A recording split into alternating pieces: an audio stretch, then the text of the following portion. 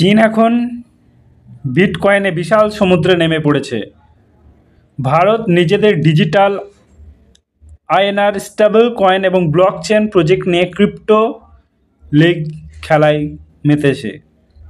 পাকিস্তান বিশ্বের অন্যতম সেরা ক্রিপ্টো অ্যাপ বাইন্যান্স সিজেডের সঙ্গে তাদের ফাইন্যান্স টিমে নেমেছে। আর ভুটান সরকারিভাবে বিটকয়েন মাইনিং করছে। দুনিয়া যখন ক্রিপ্টো নিয়ে অর্থনৈতিক শক্তি করছে, আমরা তখন ভাবি বিটকয়েন মানেই স্ক্যাম, পাচার। এই দেশের নীতিধারকরা এখনও বুঝে না যে কয়েনকে অপরাধী ভাবা হয়। তার দাম এখন একটা বিটকয়েনের প্রায় 1,40,00,000 অলমোস্ট। একদিন ইন্ডিয়া বৈধ দেবে, কিন্তু তখন হয়তো বিটকয়েন 10 কোটি হবে।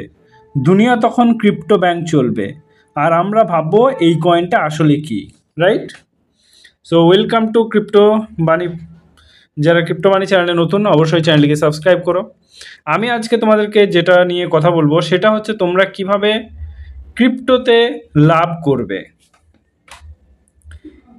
কিন্তু সবাই টেকে না, কারণ মার্কেট ক্র্যাশ হলে প্রজেক্ট না, মানুষ ফোল্ড হয়ে যায়।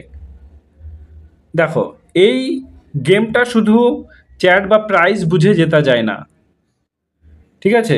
এখানে জেতে ওরা যারা নিজেদের ইমোশন কন্ট্রোল করতে পারে।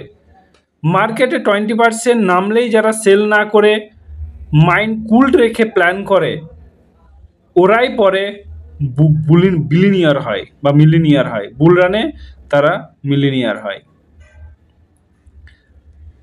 দেখো, ক্রিপ্টোতে টিকে থাকতে গেলে 3টি জিনিস তোমাদেরকে মাথায় রাখতে হবে। একটা হচ্ছে তোমাদেরকে মোটিভেশন, শর্ট মোটিভেশন তোমাদের মধ্যে রাখতেই হবে, পেশেন্ট রাখতেই হবে, risk management,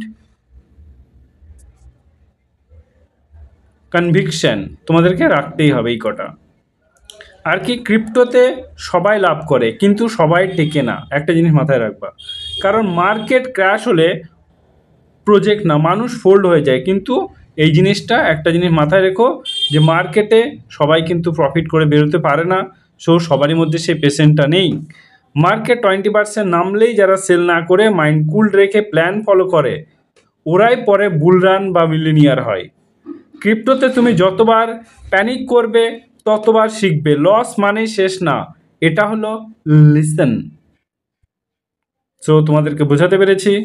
so next time market নিচে নামলে stop panic, start learning, remember patient builds portfolio, panic destroyed. একটা জিনিস মাথায় রাখবা, প্যানিক হলেই তুমি শেষ। পেশেন্ট তুমি নিজের মধ্যে রাখো, দেখবা তুমি প্রফিট করতে পারবে। আর একটা জিনিস এখানে তোমাদেরকে ভাবলে হবে না।